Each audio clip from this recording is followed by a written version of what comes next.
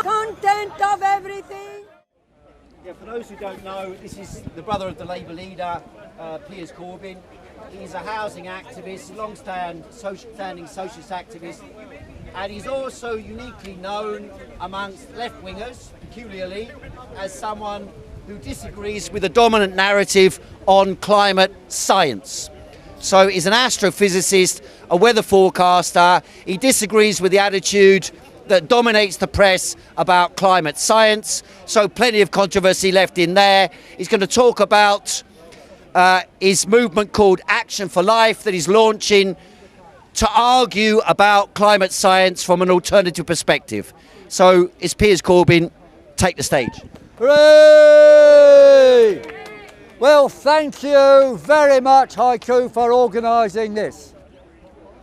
This is the first Speaker's Corner Action for Life event. And I'm here with other organisers of Action for Life. Alice Grant here, age 17. Her sister. Her mother is here somewhere, there. Jonathan Graham, the tall one. Jonathan, come over here. Jonathan. He's spreading awareness. Okay, there's more here as well. And I want to thank Haiku, as always, for fixing up these superb events. Now, as Haiku mentioned, I am the brother of Jeremy Corbyn, the leader of the Labour Party, who we hope will be the next Prime Minister. However, I am speaking here in an entirely personal capacity. So any media, what I'm saying is what I'm saying. And my brother may or may not agree. The key message we have is that man-made climate change does not exist. It is a hoax. Climate policy controls you, not climate.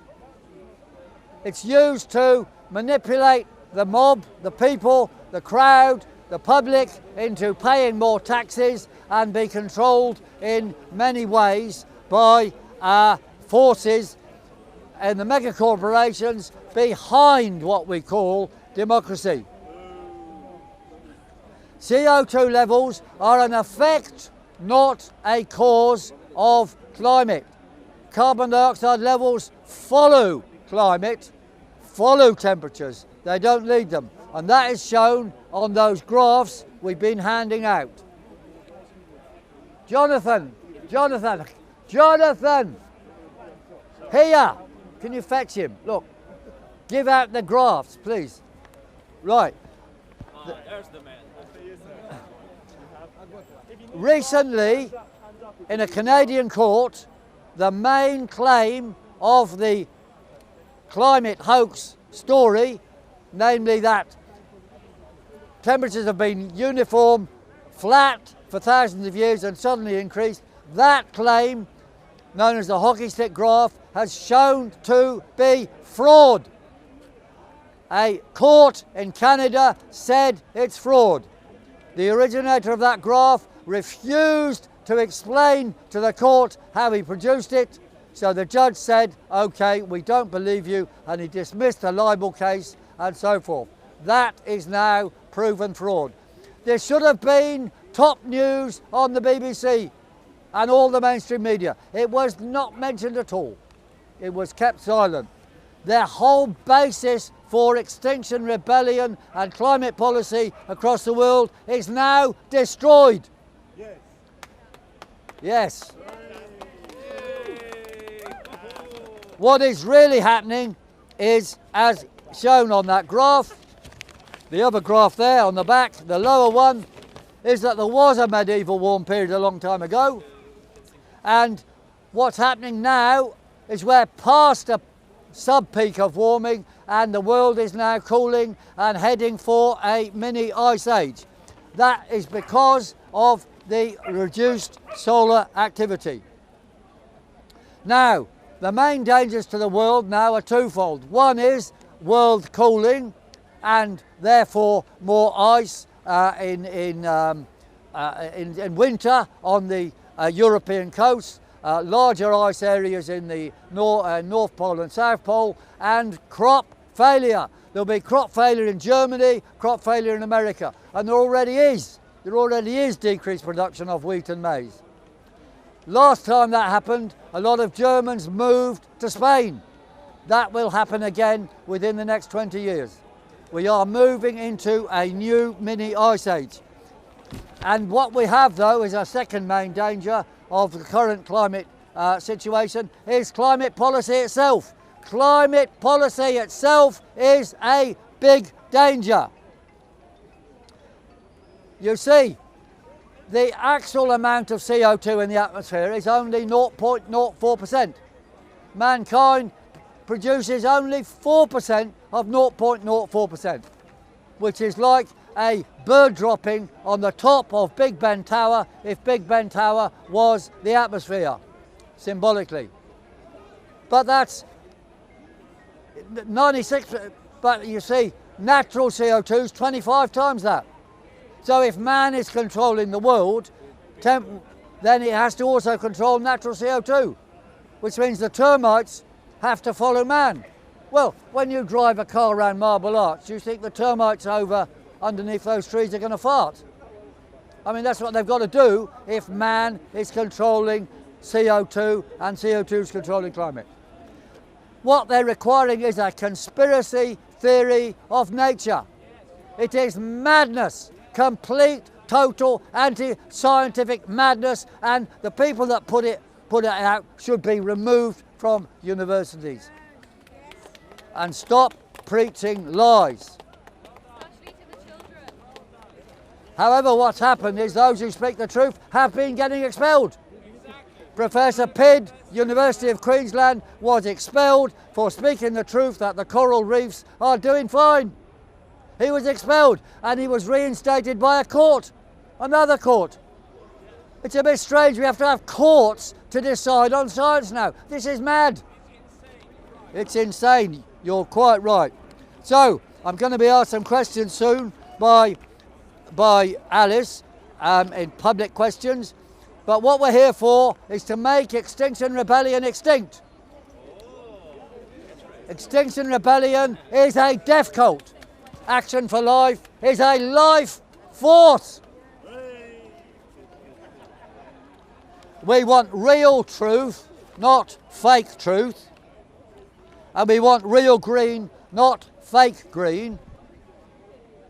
We need to do specific things, but before I go on to these, I think Alice wanted to ask me some questions.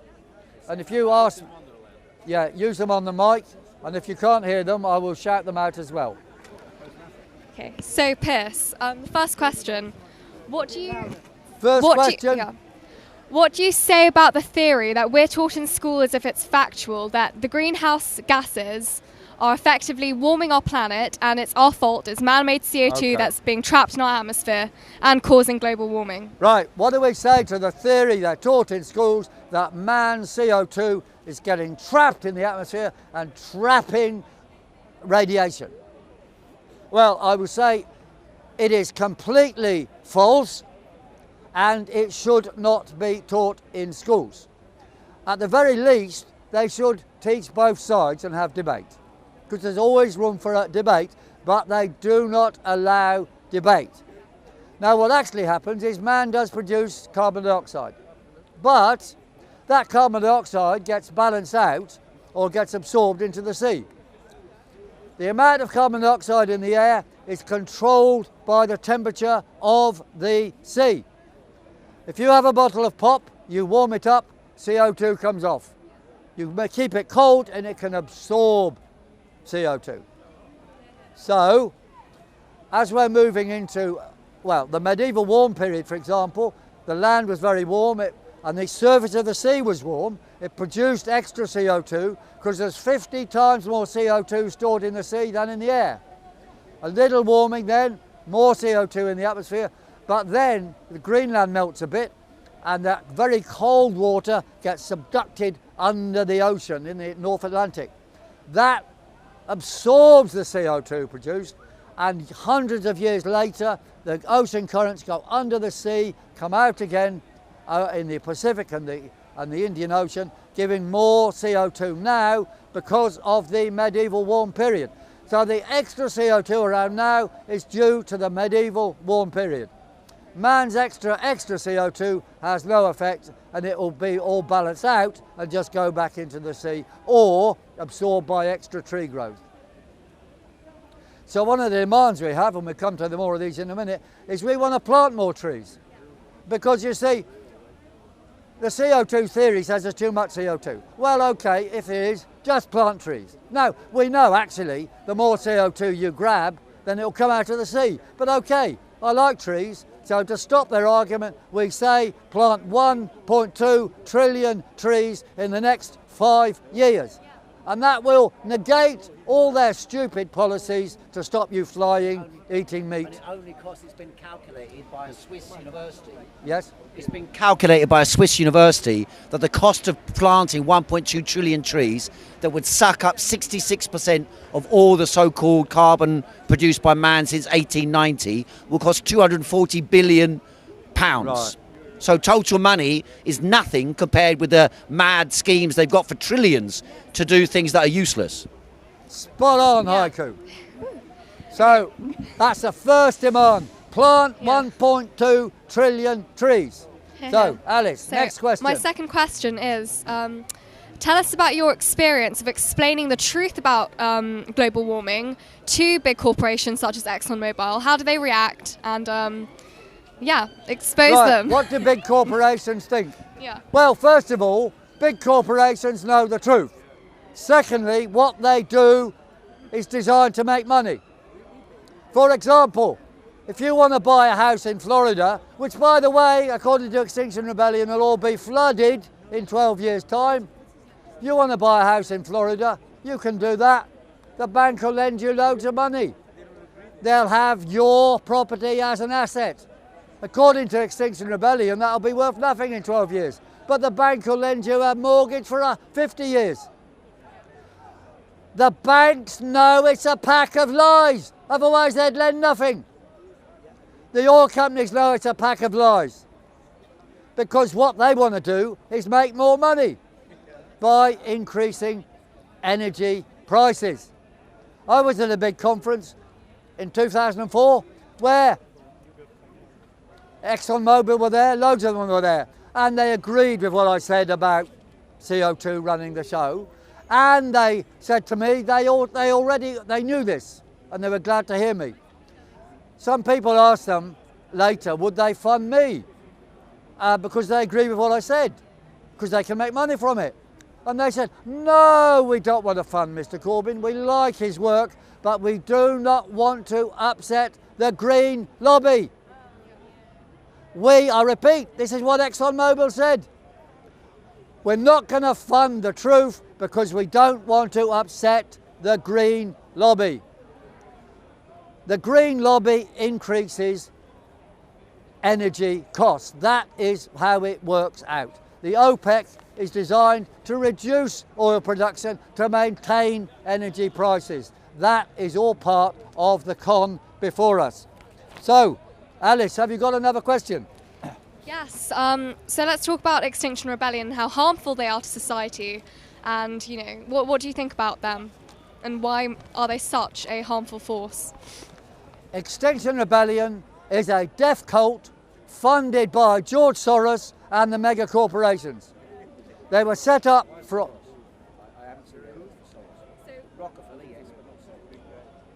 I think it's through one org. The question is, what's Extinction Rebellion come from? Extinction Rebellion. Okay, they're funded by the super rich, specifically Rockefeller has been mentioned, George Soros has been mentioned in the background, and they came actively through Citizens Online, which is a corporate operation. It's got all the big 5G operators on it and big oil companies, such as ExxonMobil again. What about the Rothschilds? Pass. I heard you mention the Rothschilds. I didn't mention the Rothschilds. One of the Rothschilds is heavily involved in supporting the green climate lobby. I can look up the data and pass you the information. You can check it all on wrongkindofgreen.org, which is a website which is run by people who are critical. Both they believe actually the arguments that Piers is disagreeing with, the scientific arguments, but they believe that actually, despite that, the green movement, and particularly Extinction Rebellion, is part of a campaign by corporate capitalism to manipulate the mood of the youth towards supporting an agenda of the fourth industrial revolution, Internet of Things and 5G and so on and so forth. A giant industrial investment program. Okay, our next question, and then I'm going to bring the jet stream over here. Someone will have to carry the world over to here. Next So, question, Alice. Final question, Piers. Yeah, you bring it. And the jet stream that right behind it. Alice, please speak. So, Piers, what are the biggest environmental issues facing our planet, and how should we tackle them? Because obviously climate change is a hoax, and it's being used at the moment to divert our attention from the real problems the Earth is facing, and which are obviously not in the interest of global corporatism. So, Piers, what are they? Right, the biggest pollution problems facing the planet are diesel pollution in cities, smoke pollution from open fires in Africa and China. We do not have a problem of world warming, we have a problem of world cooling. We also have a problem of plastic. Well, the plastic itself is not a problem, it's the failure to dispose of plastic is a problem. And the answer to that is litter, and it should be burnt. What should we be planting in the Northern Hemisphere? What should we be planting in the Northern Hemisphere to be robust against a new ice age? And it's not good enough just to say trees, because we do need to eat. Right. Sorry, So just one point. The study that was done by the Swiss scientists located the areas where now could be used for planting 1.2 trillion trees. They got the number from calculating lands that are not used for agricultural production. So it's not going to affect agricultural production at all to do that. But if we are entering a new ice age, the crops that we do have in monoculture are not going to be robust to that. And so what I'm asking is, what should we be planting? Are we talking about trees like sloes? Our ancestors used to eat a lot of sloes. What are we going to be eating in this country? What sort of speed are you talking about in terms of cooling process? Well, the rate of cooling is going to increase rapidly this year. We're going to have snow and ice in Britain, most parts of Britain, in parts of October, parts of November, parts of December, and also into the early January, where there'll be hyper cold in Western Europe. What if it's not? What if it's not? You're a weather forecaster, Yeah, you what know if it's that. not? We're 85% confident of this. If the jet stream goes to somewhere else, it will be cold somewhere else. We'll discuss the jet stream in a minute. Oh, here we have it. All right, we'll do this now. You mind holding it? Someone bring me the jet stream. Sorry, where? I can't hold both, I'm afraid. No, you can't. Yeah, my question is in relation to the story Can you of bring the me that Amazon pipe there? rainforest and it's burning. You can't hear me. 1 second. Amazon rainforest burning. Yeah. Did you see the NASA report on that? I did. Well, so the Amazon rainforest. I ain't finished question yet. I want to know how it factors into everything that you're speaking about, especially if we've got to plant 100 million trees in the next 5 years. Well, yeah, 1.2 trillion. One, if you think it's the Amazon burning is a real fake thing, and two, would it be part of the globalist scheme if it is burning to contribute to this whole green agenda that you're talking about? Yes. What about the burning of the Amazon forest? Well, first of all, these fires are nothing to do with climate. They're lit by humans to clear space for animals to graze. The fires in Angola are bigger, but they're talking about these purely as propaganda to get children on the streets. Yeah, but there was a study by NASA which reveals that the fires in the Amazon this year, and it was published on the BBC, are no more than any time in the last 20 years. That's right. And then there was another study, fact-checked BBC again, that showed the worldwide fire rate in forests is less than over the last 20 years. So it's a fake story. NASA. Can NASA be trusted on Okay. Well, yes, they've got satellite data on this. Can Satellite we go data. back to the jet That's what I was stream? asking. But that's a very good question, and I thank you for adding more information. Haiku, is this still all right? It got knocked there. Yeah, of course. Okay. This is a symbol of the jet stream. And here we have a model who's holding it for us, or an assistant of the model, whatever. Anyway, okay. It's fast air going around the northern regions, and when it points downwards, we can have cold air going down, and going upwards, it can be warm air going upwards. Now, I'm simplifying it because it's difficult to show here, but the question was asked, if it doesn't snow here, when I'm saying it will, what will happen? The answer is it will snow somewhere else. But there will be some extreme cold in later parts of this year and the start of next year in the northern hemisphere. So, all right, a question, and then after your question, I'll go into the demands we need. About what crops the crops, yes. in the northern hemisphere. Okay. What crops are we going to need as we move into the little ice age? Well, in temperate zones like here, wheat will fail in the north of England, so they better plant turnips instead. In general terms, there'll have to be a lot more polytunnels. Already in Scotland, a lot of farmers use polytunnels, which of course, 100 years ago, these things will be very expensive. Big glass greenhouses get broken. Polytunnels, easy to build. And that will be a big factor between the next 5 and 30 years. We'll have to have more.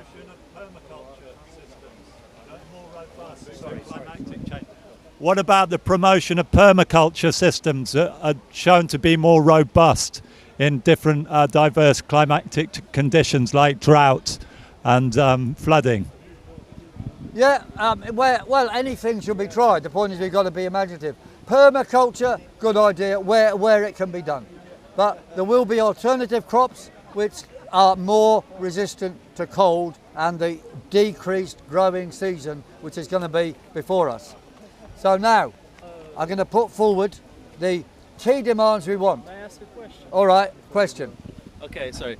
I've been talking with the ladies that came with you today, and there was an interesting question I would like to ask you. It's I was told that there was a period of greater heat during the Middle Ages, yes, when the Earth was, the atmosphere was hotter than it is now, correct? Yes. So, yeah, after that, definitely there was must have been a cooling period, yes, because the Earth got cooler. Okay, so when did the period when the Earth started getting hotter again start? How long ago did it start? Did the Earth start getting hotter and hotter again until we came, to what we have nowadays? When did that period? He's asking about climate cycles. Yeah. The medieval warm period was in medieval times, peak around 900 AD or so, 1000 AD. It was a long period. It was cooling down later and then started warming again this century, basically. And the smoothed out peak of temperatures, during the last century, I would say, because there was a mini ice age in the late 1600s and 1700s, and then the Dalton minimum in the Napoleonic Wars, early 1800s. After that, we've had warming, and it's probably reached a peak, actually, if you smooth things out, around the 1930s and 40s. There's sub-peaks separated by 60 years. This one has ended around 2000, 2005, and we're now in a cooling period, as is shown by the thermosphere. Above the stratosphere is getting colder and colder, and winter ice extent in the northern hemisphere is getting bigger, and average temperatures are going down, despite what the BBC tells you. So are you saying that land measurements are by definition inaccurate?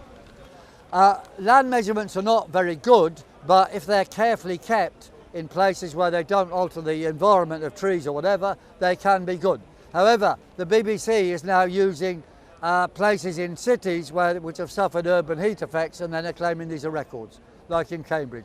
In Cambridge, that record of 38.6 was actually just to do with urban heating, because a few miles away at the outskirts of Cambridge, in the countryside, the peak on that day was only 36.1.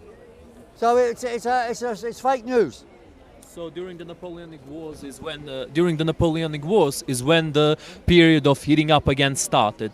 This period of heat. Well, correct? after the Napoleonic Wars. Oh, a bit after that. Yeah, about 1850s. Okay. The beginning of the Victorian era.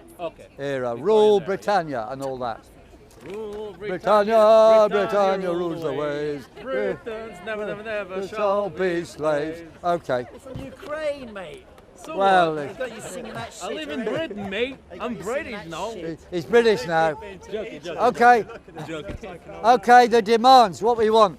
1, plant trees to remove man's CO2.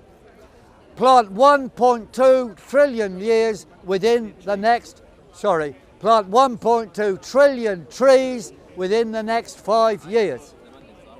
Demand 2, support the electrification of Africa. Build coal-fired power stations in Africa so that the women who die 1 million a year from cooking on open fires don't have to do that anymore. Instead, they can have electric heating and cooking that will save 1 million lives a year. And that could be funded by the European Union and the International Monetary Fund. So who's going to fund this planting 1.2 trillion? Who's going to fund that? I mean, there's absolutely no sign that anyone on earth, any government are going to plant those trees. Well, they're already doing it. Okay, I mean, Ethiopia planted 360 million trees in 12 hours in July this year. 360 million. Okay. Yeah. Yeah, but 360 million is only 2,000 times that. Well, 2,000 times that. It's a tiny Well, 2,000. Well, I mean, The tree planting can be done. I certainly agree that should be done. But can you explain to me then, if on a period of global cooling, you say now, why is it that the ice caps are melting at an enormous speed? And I'm sorry, but what you're saying now is simply not based on science. It's not based on scientific fact. It's based on something you believe. What I'm saying is entirely based on scientific fact. Which facts? I mean, you've got this globe here, and you've got things going around this globe. But what facts are these? How do you explain the global cooling that's going on? The global warming that's going on across the planet, and that is scientific fact, not fiction. Fact. Well, look, we've dealt with that already. The world is cooling because of low solar activity. If you look at that graph on the bottom, where it's been warming, those also correspond to periods of high solar activity. We're now in a period of low solar activity causing the cooling. And the ice caps are actually increasing now. Mr. Speaker, can I ask you, scientists after scientists, the majority of scientists in the world say this Earth is warming up. We're in a period of global warming, which can have a devastating effect. You mentioned Ethiopia, Mali, for example, going through a severe drought at the moment. What's going to happen to those people, those children? So how do you account for this so-called global cooling? There's no global cooling. There's drought across the world now. Well,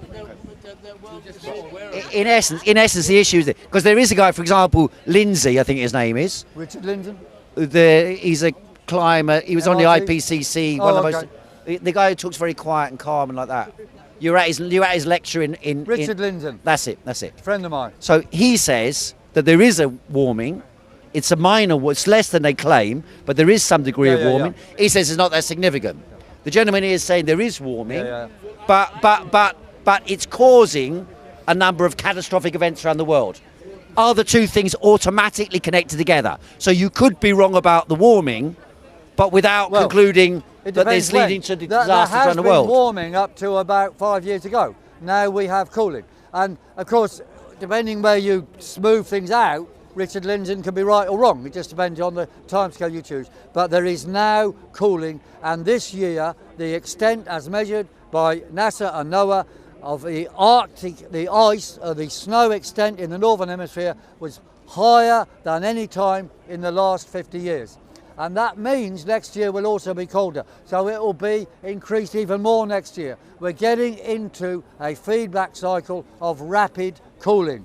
There has been warming, yes, but we're now in cooling. Now I want to go on to our other demands. He was asking also about weather events around the world. So, for example, droughts, Okay. we had fires earlier on, when there are tornadoes, hurricanes, a lot of people are believing that these events are the product of a process of warming. So is that just nonsense? And if so, why is it nonsense? Yes. Well, the claims are there's more of these hurricanes. Facts is there's less hurricanes now. We've had a decrease in hurricanes over the last 30 years. That is NOAA and NASA fact. The BBC propagate every event as if it's caused by mankind. It is nonsense, propaganda, fake news, and actually a pack of lies.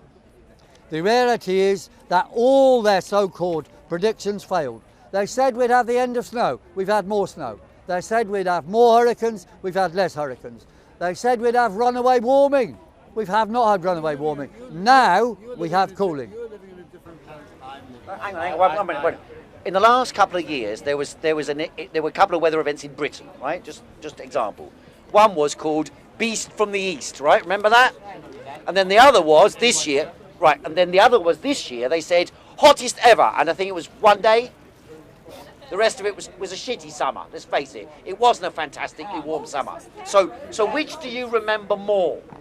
Which is more significant? You can't take one example like that. No. What I am saying, on a global scale, there's definitely the ice sheet is definitely. No, it's not. That is untrue. Why is it untrue? It's not untrue. Well, the measurements show it's untrue. The actual NASA reports show there's more ice in the Antarctic. Are you The prepared maps on the show- YouTube yes, video? Hang on. Are absolutely. you prepared on the YouTube video to check the data, both of you, and present the evidence, one or two citations? There'll be a YouTube video going Absolutely. online. Both of you can present your evidence, and if either of you are wrong, you're prepared to accept you're wrong, yeah? Absolutely. The ice coverage figures in the Arctic come from NASA. I will, and I do check. They come from NASA, but they're not publicised by the BBC. I have to say to you, I'm like this gentleman here. I was also very skeptical as well until perhaps a few years ago. But now the evidence is overwhelming now. Overwhelming. Told the evidence is overwhelming. The propaganda you're not a is scientist bigger yourself, than it's ever researching. been. I am a scientist, actually. Can we In move what on? field? Well, but that's not the same field. Sorry, what was your question again? It's not meteorology. Glaciers. Model making. Haiku, can we go to glaciers? Numbers do really But I count. think it's fair Yeah, to say we can do something. that you should Yeah, we both will. present on that We will. particular question the scale of ice. That's a verifiable argument. Yeah, our data comes satellite measurements from NASA. We'll see. That's what we're using. We'll see. That's Okay, fair enough. we'll see. How else can we do? We will see. Haiku's right, we'll see. Now, I've been asked about glaciers. The biggest, most significant glacier in the world, the Jakobshavn Glacier in Greenland, is now growing longer. And it has been doing that for the last couple of years. What about the one in Iceland?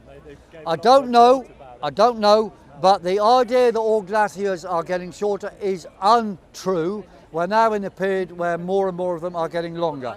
The Jakobshavn Glacier, You mentioned Iceland. That's happened. I was in Iceland about 2 years ago, Okay. and there's no doubt that the glaciers are getting shorter. There's no doubt about that. They're Well, receding at an enormous rate of you can always do cherry picking and find a glacier, but I'm telling you about the most important glacier in the world. Iceland is heavily populated, isn't it? So there'll be a lot of reporting about Would it be a bad thing if all the ice in the world disappeared? Would it be a bad thing? No, I don't think it'd be a bad thing. Well, I mean, once upon a Are time, you Greenland. actually- are you Once upon a saying- time, there were camels in Greenland. Yeah, Right? and why is it called Greenland? Why is it called Greenland? It was Because warm. when the Vikings It was green when the Vikings went there, that's right. Okay, next demand then. So we want to support the electrification of Africa, so you don't have 1 million African women dying a day. Next one is, Who's going to do that? Sorry. we want to stop, Who's going to pay for it? do that?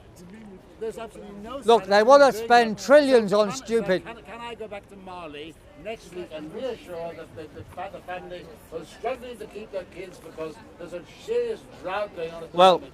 Can I reassure them they have nothing to worry about at all? The World Just wait Economic another Forum- 500 years and everything will be fine. The World Economic Forum want to spend trillions on all sorts of mad schemes, such as more and more more and more wind turbines. We say end wind turbines and spend that money on electrification of Africa for coal-fired power stations. Rocket stoves. Wouldn't it be far better to use rocket stoves, which burn off the secondary gases that actually affect people's health? I mean, far better that than the big infrastructural projects, no? Well, a lot of people need electricity in Africa anyway. If you use rocket stoves, which is a well-known technology that ESSO helped fund, because I've got a friend who was in the think tank for it, you create these stoves which are vented and they have a secondary burn-off and they burn clean so that the fumes don't go into the family's lungs. He's talking about other technologies such as rocket stoves. Well, maybe, but I think you see, like all of those things involving burning oil, when they're not looked after, you get diesel-type fumes, which are bad. It's burning wood, and if you're going to plant a lot more trees, then they'll be readily available naturally. Well, not until the trees have grown. Okay, but the electrification of Africa would be a massive boost to that. You can have other things in more remote areas, I agree. But, you know, practical, we don't want to have these people dying from the wood smoke and dung smoke pollution. Did you see the story, this one on the BBC website, 13th of September? It says, climate change, electrical industry's dirty secret boosts warming. And then it says the most powerful greenhouse gas known to humanity and emissions has been rising recently. The BBC has learned. Sulfur hexafluoride, or SF6, is widely used in electrical industry to prevent short circuits. This little known gas has been leaking in Europe, in the EU, for example, in 2017, to the equivalent of producing 1.3 million cars on the road. And it then says, levels are rising as an unintended consequence of the green energy boom. Well, it's hilarious, but you see... You must answer that question. No, that's a very important. So, do you deny that article then? Do you deny that? Well, that's what I'm saying, that green technology, wind farms, are producing a greenhouse gas 1,000 times more powerful than CO2. And it remains in the... Sorry, 23,500 times more warming than carbon dioxide, and it hangs in the atmosphere for 1,000 years. Wind farms? Wind farms. Well, that's very useful. Well, then, no, then I accept. Well, look, the greenhouse theory anyway is against the first and second laws of thermodynamics. And if you go on our website and read our expositions and the document at the University of Reading Debating Society, the QR code is on here about that. Read that, and explains that the greenhouse theory is incorrect anyway. So although the Green Lobby are producing this sulfur hexafluoride, which is a very strong greenhouse gas, I would say it may be harmful to health too, but it's irrelevant so far as climate is concerned. Sorry, Piers, I wanted Yes. to just ask you one quick question. I think we're not all aware of how the actions of people can shift the environment, not the climate itself, but the environment. Like, the best example of that is the Five Plagues policy in Mao of China, when he messed up the environment, and then they had to import sparrows because they killed all of them, and the environment was messed up. My question is this: if you plant all those trees, and if you reduce the amount of CO2 in the atmosphere to that extent, are we certain that there will be absolutely no consequences on the environment, no unforeseen consequences, no bad consequences? Well, we know what's going to happen? What would be the unintended consequences of planting a lot more trees? Well, the answer is I don't know, but you should do surveys. And as Haiku has pointed out, you could just chop the trees down again anyway. So just one little addendum. Yeah. The NASA report that I referred to earlier on, another NASA report, terribly sorry. Yes. There's a NASA report that shows that in the last 20 years, contrary to what you'd expect, India and China, the two biggest increasing releases of CO2, have had the biggest increase in foliage on the Earth. They've Yes. had an increase in 20 years equivalent to the size of the entire Amazon rainforest. Fantastic. That's largely probably because, I speculate, probably because they release so much CO2 That's right. that all the plants are growing They much do. faster. More CO2 makes more trees. CO2 is the gas of life. These trees need it. Now I'll just finish our demands and then Alice is going to have a few words. Alice, are you listening? You're going to be on soon. She's away. She's Okay. been Oh, she's here now. chatting to You're going to be on soon. So, all right, we end wind farms. We should switch the Drax power station from burning trees into back to coal. We've got to reduce energy prices, end the subsidies on stupid green policies. We want real green, not fake green. We want to stop 5G, which is dangerous. It's got a lot of questions about 5G. It should be tested before it goes out. But it's also put around as part of a green policy to put smart meters in your homes. The smart meters aren't doing anything useful to you. They're spying on you. And the radiation, I believe, is dangerous. A lot of people may have questions about it, but it's got to be tested. So we say stop the rollout of 5G. And to end... tested, actually. Well, It's already being tested because the whole of Shanghai is full of 5G. well, So you'll okay. know in a few years' time. Well, what if they die, yeah, okay. Well, you will. Well, Well, the army already know that it has negative impacts. Yeah, but it's not ubiquitous everywhere. That's just army bases and so on. all right, well, stop the rollout of 5G. It's another fake green policy anyway, but, you know, there has to be more tests done, whatever. The last point I would make is make Extinction Rebellion, Deaf Cult extinct and advance with Action for Life. Thank you very much, Piers. So, Alice, do you want to say a few words? Or was that the end? Basically, Yeah, you need a mic. There goes the jet stream. You can stand here if you want. no worries. You know, my generation have been completely brainwashed into believing this climate change scam. You should But, be here. Come up here, it'd be better. Come on. No, I'm fine. All right. But basically, I'm so grateful to Piers for opening my eyes to the truth. Because CO2 is the gas of life, it supports life, it's extremely important to our Earth and for our survival. So this demonisation of CO2 has just comes from the government, from the EU, from these global corporatism, because they want more control over us, and they want to extort taxpayers' money, you know, to line their pockets. So what would you say to the school kids going out on strike for perfectly legitimate feelings, if you like? Yeah. What would you say to them? I'd say do your research, because you know we're told climate change like it's a religion, like it's you know, a fact, but science is never settled. So there must always be debate, and it's really worrying that we are that you know dissent is being silenced, or if you don't agree, you're labelled a climate change denier. And don't forget to follow Action for Life _ Twitter. Hooray! So do we end there, Haiku? Okay, forward with Action for Life! Thank you! Okay, now you have to grab this and kiss the planet. Oh, for kiss the marketing, planet. For marketing purposes. Thanks very much, citizen. Hooray! Well done. That was brilliant, Alice. Fantastic. Come take away everything from your melanin.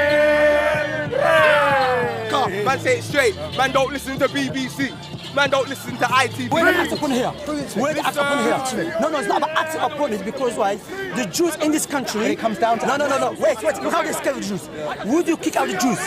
Man, don't listen to BBC. I'll show you. I didn't ask you that. Would you kick out the Jews?